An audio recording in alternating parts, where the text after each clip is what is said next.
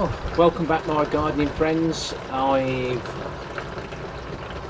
got to go up to my father's allotment to check on the vegetables, top up the water and add the liquid plant foods. So you've just caught me filling these up, ready to go. So I'll get this sorted and we'll be on our way.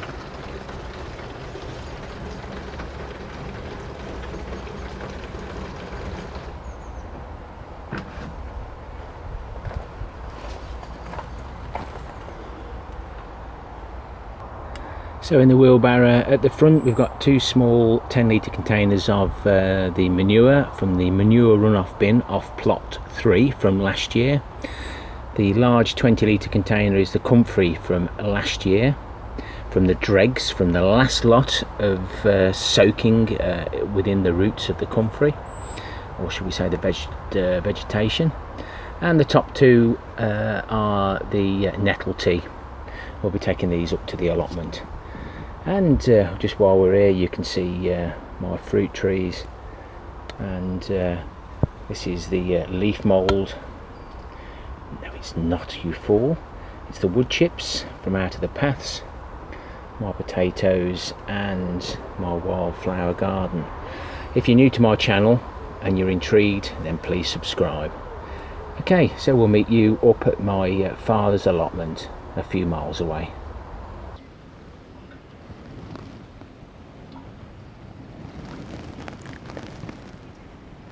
Well, the sky is looking a little bit dark and ominous. Never mind, we've arrived. I've just had to wait half an hour or so for it to refocus itself. It fell, the tablet fell over and ended up being close focus and just would not go away. Just one thing, forgot to mention. When we store the liquid plant foods in the containers, we always leave the tops loose, mainly because of the gases. Just remember to tighten them up before you pick them up, or put them in your motor. No, I didn't spill any. So while I've been waiting, I've been filling the containers up. These have just got the ordinary water butt taps on. And this is an irrigation system, a popular one in the UK, with the small ends on it. You might recognise them, but you can see it there, dripping away. And that lasts probably 24 hours, 48 hours. And they're all reasonably damp, so I'm pleased with that. So I've got 2 of the barrels on irrigation and 2 on direct feed, so I've just turned the tap on slightly. Now this one has been working really well. I can't see the drip, but you might be able to, but that's a nice constant drip out the end of the hose, and that will last a week. That drips will last a week at 200 litres. That's worked well, but this other one I've been struggling with. Just can't seem to get it right. It's dripping now, but then with the liquid plant foods I think it tends to block up. But anyway, these, the bigger ones, are the giant pumpkins, and I've had to give them a little bit of a trim while I was waiting. It's throwing off lots of these, which it should do. That's where it's going to get its energy from. These will root down and feed the plant and eventually swell this pumpkin right up to where I can't even get it to Malvern. He wishes. But I've got one on each of them at the moment, I think. There we go. And hopefully they'll set nicely. This is the weed pile, and it's breaking down nicely. That will all get put back onto the heap because it's still got manure in, because when we pull them out we're not too worried, because anything that was left on the roots will go back onto this eventually. This isn't the ideal area for the giant pumpkins. I would imagine they need a massive space, 1 or 2 pumpkins per the normal size allotment maybe. But anyway, so those are the pumpkins. So I'm trying for a giant pumpkin. Those seeds were sent to me very kindly by someone. And then we've got 4 marrows.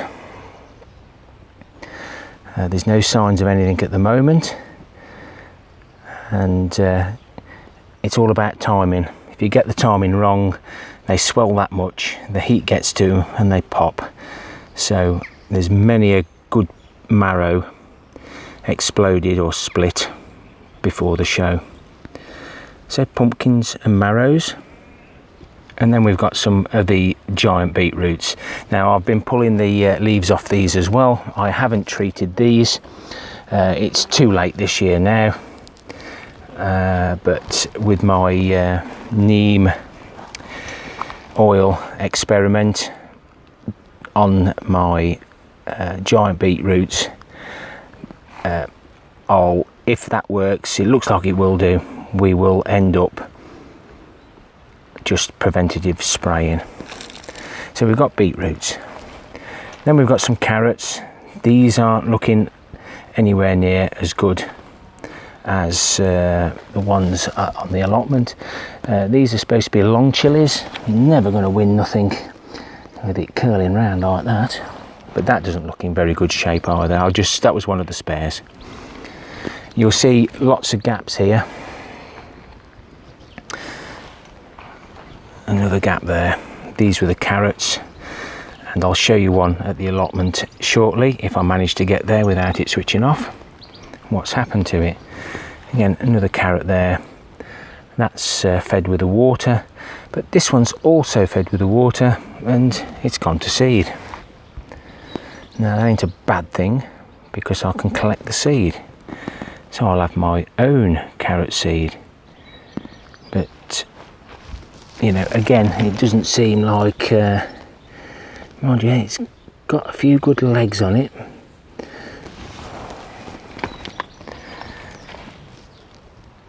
But we will see.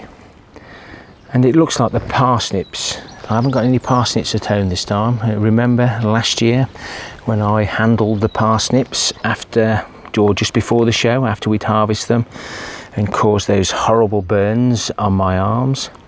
That's something to be wary of. The scars have almost gone, but not completely. So we're missing a carrot from there. We're on to another beetroot. Missing another 2 carrots here. That was one of the parsnip seeds that was late arriving. And we've got some more carrots. But it's good to have everything in different stages, because if the weather does change, even the good growers are struggling, and they will struggle. It's all about timing. So the mix I'm using is, well, we're going to say a third manure, a third nettle and a third comfrey today, roughly. Several glugs. Now, if you want to see some good nutrition feeding of tomatoes, etc., pop yourselves over to CB's greenhouse and garden. Very good at what he does, and he gets some absolutely wonderful fruits and chilies, etc., from the different types of gardening he does. So well worth a visit to CB greenhouse and garden.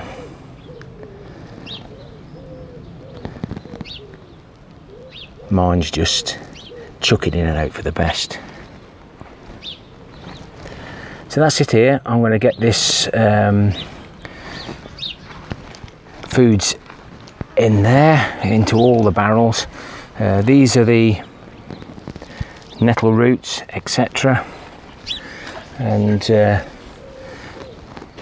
I've been taking the water out and then adding some more in. I don't think they'll rot, but it's certainly good stuff. And within a few seconds, every fly around this village will be here around this bin.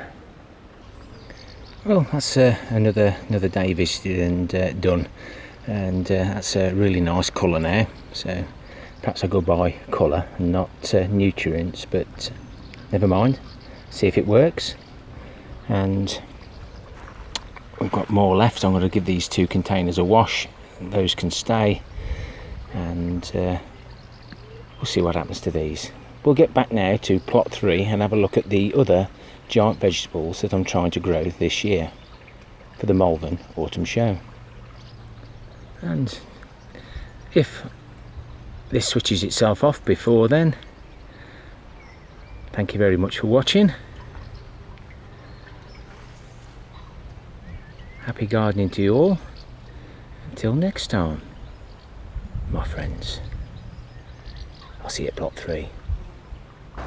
Well, we managed to get back to the allotments, and this is plot 1.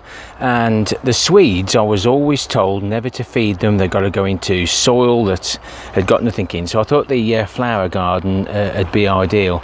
There's quite a few in here, but there's none of them doing as well as the one on plot 3. But we'll never know. We'll let them sit here. Nothing ventured, nothing gained. It's all about experimenting. There is a category for the 3 largest sticks of rhubarb.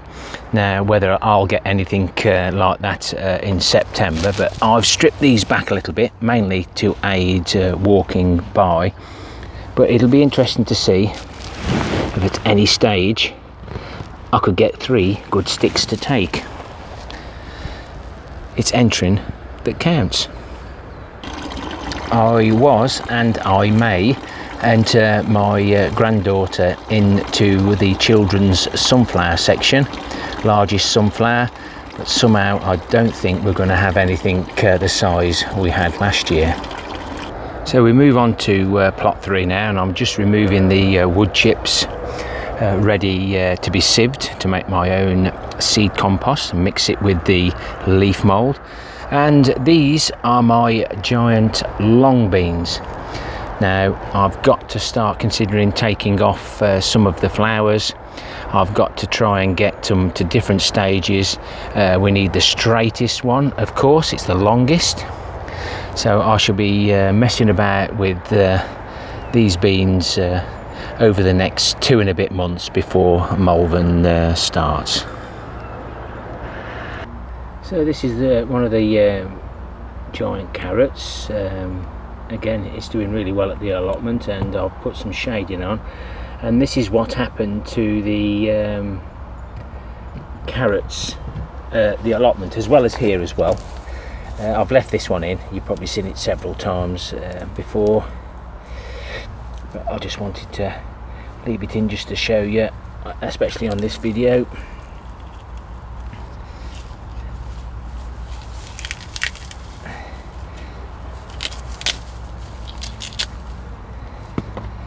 So ideally it needs to be growing down the sides. I thought I'd done enough. It started to do it at the bottom, and all around the outsides it should start to sprout out, and hopefully that's what's happened on some of these others. Now this is out, I can let's say there's no signs of rot down the bottom. There's a bit there where it's split, but other than that all these roots hopefully should have grew, but they haven't. But just one of those. That's why we have so many. Just take you round to the giant swede. Now that's throwing out the side bits, and I can't literally get my hands around it. But these do get to a massive size. If you search on Google for the heaviest of any vegetable, you will be totally surprised. The swede can get up to about 56 pounds. A bag of spuds, unbelievable. But yeah, this one's doing okay. Last year mine went rotten up at the allotment, so anything is better than nothing this year. This is one of the giant beetroots that hasn't had any neem oil on it, and there where my waggly finger is a 3-inch pot, so you can see it starts somewhere over there and ends somewhere over here. Not as big as last year's, but like we said, we've still got quite a few months to go. And as you can see there, signs of the beet leaf miner, little grubs that there he is, that do all the damage. You can't hide under there.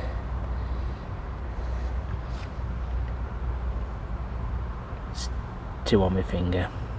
So each of those egg cells will produce lots and lots of our little wriggly friends. And if it's uncharred, remember when you eat it, extra protein. This lettuce is doing well in the place of that dead carrot. Can't really call it square foot gardening because it's in a round container.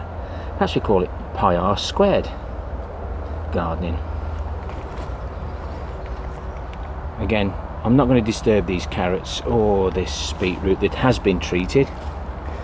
Still looking good at the moment, as they all are, but obviously with all the leaves I've ripped off, it hasn't done them much good at all.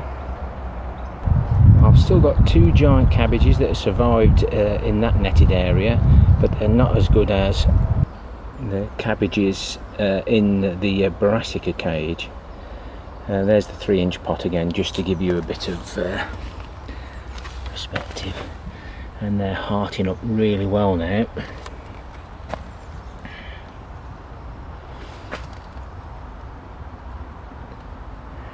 So they're the red cabbages. You can buy those seeds. I'll try and put the name of those in there, but yeah, these are the ones, the Cornish, the green cabbage, just started to heart up now. I think you get the idea, my friends. Oh, where's the pot one? There's nothing much in these 2, but they do take up a hell of a lot of room. And hopefully they won't go to seed. So there's 2 categories there, one for the red cabbage and one for the green. That's the red and that's the green. Next category, giant tomato. I've been struggling to get the multi-blooms, I think that's what you call it, it'll come to me in a minute. But some of these can be cut off. You can normally tell straight away, mega blooms. That one looks promising, but not as big as you'd perhaps like it. So we've got several giant tomatoes. I'm even trying my gigantimos. I've got a good mega bloom on that one, so we will see. Long chili, I did well last year, but this year this one, oh no, this is an original seed, the one I had left. May have to give this a bit of a shake, but there's nothing seemed to be happening with this. The doors are open, but nobody's in. Now move on to the cucumbers. This one is the long, and we've got several on here at the moment. I shall start picking these off, so that I think that's one of the telepathies. And you know, I've been struggling with the cucumbers. Well, I had one over on plot 1, and I thought they're dying off again, and there was a dirty great big cucumber at the bottom. So I think it's because I've been leaving the cucumbers on, and the plants think they've done the job. And then we go on to if that one's the long, this one's the heavy, and again we've got some on. Again, it's all about timing, so I believe. So I think that's all the giant vegetables I've got for Malvern for this year. He says, telling a lie. My long beetroot isn't looking happy. The long parsnip isn't looking very happy. The long carrot, we'll see.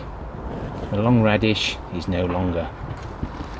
But this does take some looking after, and I think that's got to wait till retirement. But I've had a good go at it. We'll see what we get when we open it up.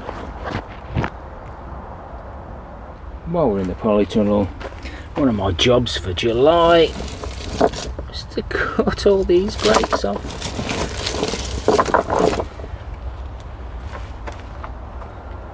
But you do have to be cruel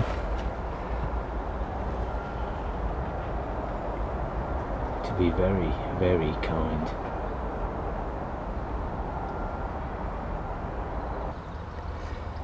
Happy gardening to you all. If you're new to my channel and you have liked the content, then please consider subscribing and hit the bell on the notifications so that you get a notification every time I upload a new video. Till next time, my friends, ta-ra for now.